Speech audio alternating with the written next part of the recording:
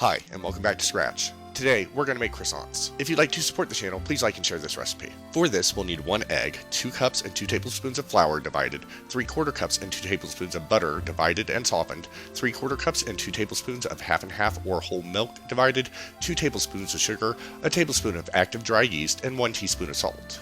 We'll start by spooning and leveling 2 cups of flour into a large bowl. To the flour, we'll add our 2 tablespoons of softened butter, 2 tablespoons of sugar, tablespoon of yeast, and our teaspoon of salt. While it's possible to do this by hand, I'll be using a stand mixer with the dough hook attachment and mix my ingredients at low speed until well combined. Once combined, we'll add in 3/4 cups of our half and half or whole milk while the mixer is still running. Increase the speed to medium once the liquid is incorporated and mix until the dough ball pulls away from the edges of our bowl, about 4 minutes. Once we formed our dough ball, we'll lightly flour a work surface and our dough and roll it into about a 7 by 10 inch rectangle. We'll place this on a sheet pan lined with wax paper or a silicone mat, cover it with plastic wrap, and chill it in the refrigerator for at least 4 hours.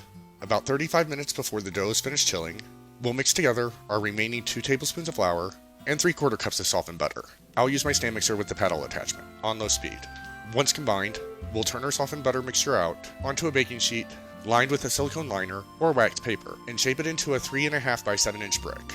Once shaped, we'll allow our butter to chill in the fridge with our dough for at least 30 minutes. After allowing our dough to chill for at least 4 hours, we'll remove it and our chilled butter from the fridge. We'll lightly flour our work surface, place our dough on it, and put our brick of butter in the middle of our dough. We'll fold our dough into thirds and pinch the seams, then roll it out until it's between 1/8 to 1/4 of an inch thick.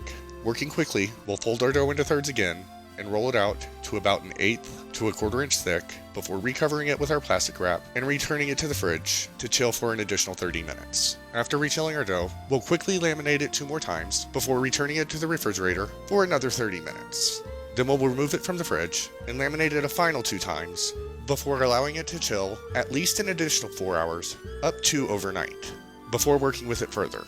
After allowing our dough to chill an additional 4 hours to overnight, we'll roll it out into a 6 by 18 inch rectangle and cut it into 3 6 by 6 inch squares and divide those squares into triangles. We'll shape each triangle by tightly rolling it up and forming it into a crescent shape and place it seam side down on a baking sheet lined with a silicone baking mat or parchment paper. We'll let our dough rise at room temperature for 1.5 hours before placing them back in the refrigerator for a final 30-minute chill.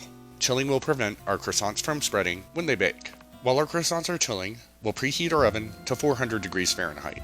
After our croissants have chilled, we'll mix our egg and our remaining 2 tablespoons of half and half or whole milk into an egg wash and generously brush our pastries with the wash. Then we'll bake them at 400 degrees Fahrenheit for 30 minutes. Once baked, we'll remove them from the oven and cool them on a wire cooling rack for at least 10 minutes before serving.